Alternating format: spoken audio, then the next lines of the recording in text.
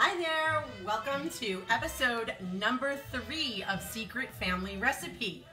Christine Thayer's Coldwell Banker. I'm coming to you today from my kitchen once again, and I'm bringing you today a meat dish instead of pasta. It is called Braciole.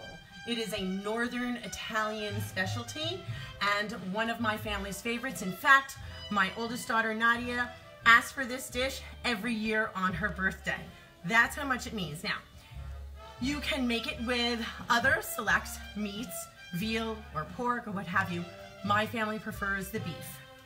So the beef is one of the more important ingredients. It has to be very good quality, top round, and it should be sliced very thin by a quality butcher, slightly marbled with a tenderizing. It's very important that it's deeply tenderized, okay? If you buy it yourself, you have to roll it out and really get it nice and soft.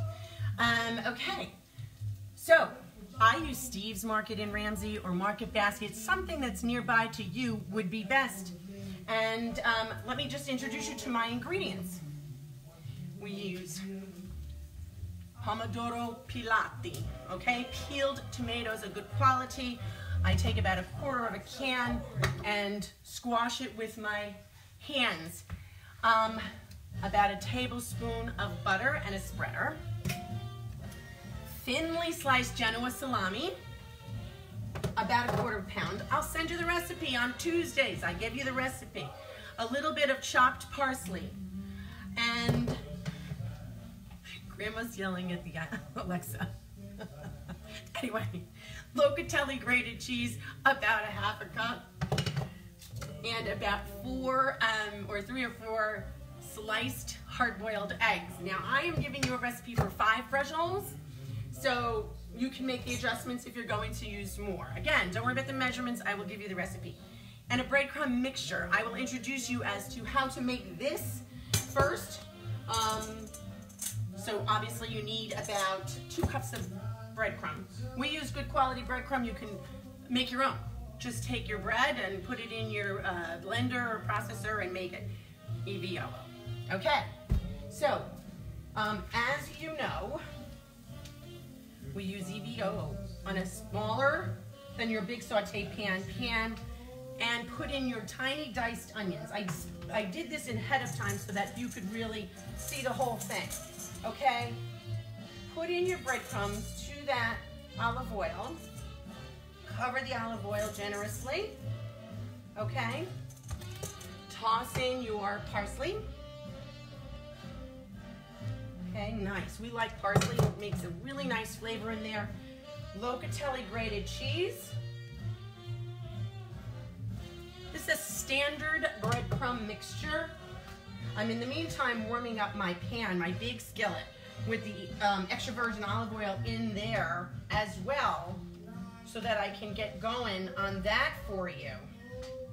And because it does take some time, we throw in sliced onions to the larger pan.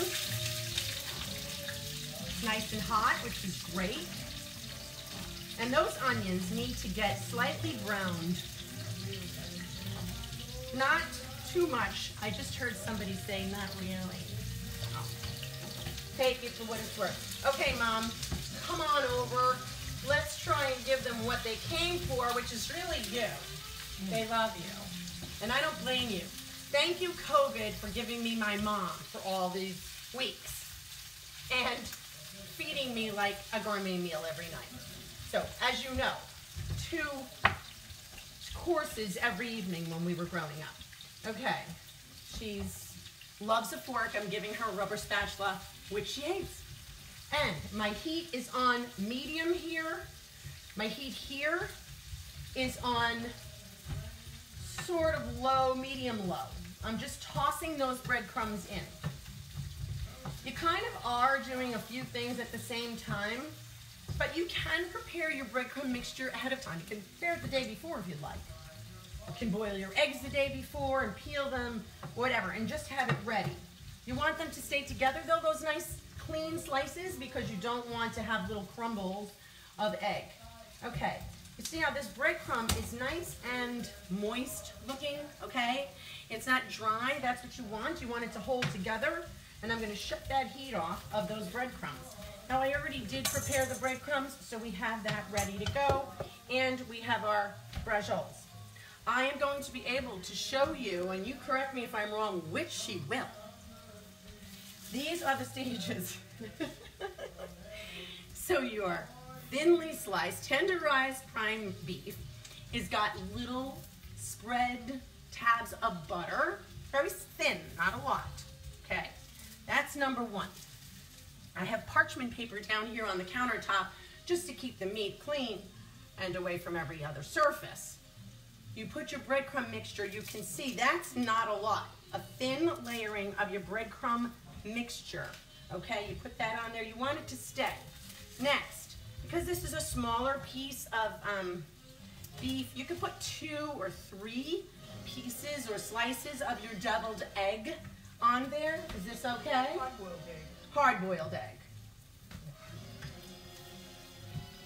Then, you're putting on, and I do this with just my hands, but you could use a spoon. Drizzle on your plum tomato, okay? Oh, breadcrumb mixture, salt and pepper. Always salt and pepper for flavor, okay? And then lastly, working those onions with a knife in the pan, doesn't everybody? Anyway, lastly, your salami, your genoa salami layered on top there, okay? So, looks pretty darn good. So for our purposes, I'm going to roll one, and then I won't let you sit watching me roll all of them. So I have my cooking string or my baker string. It's about as far as I can stretch my arms, not all the way to the side, but okay, let's say it's about 3 to 4 feet. So I take my braciole, and I hope you can see this.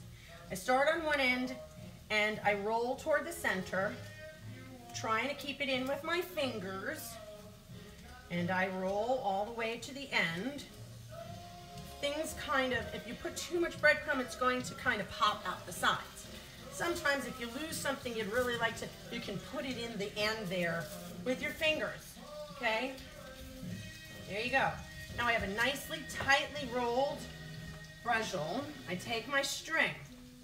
I cross over the whole thing, and I leave myself an allowance of about 3 to 4 inches on the end, and I hold the whole thing.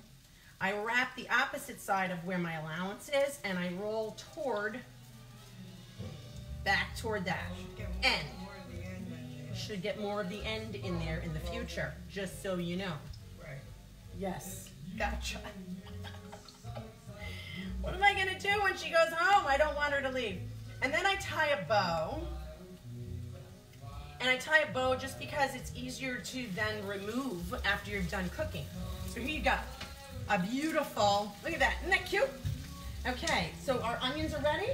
No. No, not ready. In the meantime then, I will continue to layer on these. Now you see, I'm not actually using 2 pieces of salami. I'm cutting it a little bit. I'm using 1 1/2. Again, it depends on how big your meat is. And so sometimes that veal dish, they use prosciutto, which is kind of nice also. So it's really up to you. Oh, these we have to put our egg.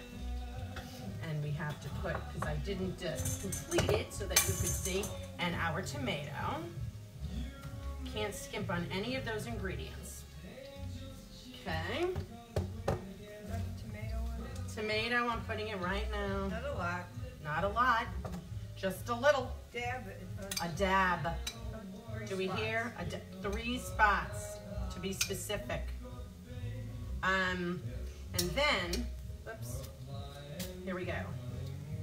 I can roll and put the rest of them on when this oil is nice and hot. Okay, so for the purposes of this lesson, we can show you what this looks like. Okay, so once you've gone and put in your bracioles, you go ahead and move. The onions have to cook more. Onions have to cook more. So you're gonna have to wait. So anyway, when you're done with that part of it and you've rolled all of your braciole and put it in your pan, you keep it in the center of the pan there and moving the onions to the side. At the very end, then, you take your bowl. Hold on. This is a small package or a small package of frozen peas. I'm not going to do it because we're not ready to do it. No. And you drizzle the entire smaller bag of peas over the top and cover it. Right? Or slightly cover it. Cover it. Okay. Because it makes it nice and juicy. In the end, after you've put, so let me not skip. Sorry. This is a multi-layered dish, so I just want you to know. Once you brown one side, you turn it over, brown the other side. That's when you're ready to put your peas in and slightly cover it. Salt and pepper on your onions and peas. This is what it looks like in the end. Oh my God. Check it out. Okay, so one of the other more important things I'm going to show you, or Mom, you could show, you have to present it beautifully. Okay, so here's our tie. This is hot, but I can unroll it nice and easily. Get that string off. Get a really good, sharp knife. I can hold it with the tongs because it's boiling hot. And I'm slicing this way to create nice little round bracioles to present. I did it. I had it on the other side. Now, putting it on the platter. And what is important about putting all this work in is a beautiful presentation, right? So, use your best china, okay? If you buy somebody a present, you put a gorgeous wrapping paper and a ribbon on it. It could be a candle. It makes it look beautiful. Look at this. Is that not a picture? That's my mother's phrase. It's a picture, and it is. So, today, thank you for coming to our kitchen. She's an 11, better than 10. Ciao, ciao. Christine Thayer's, there's no place like home. One of those white boxes in front of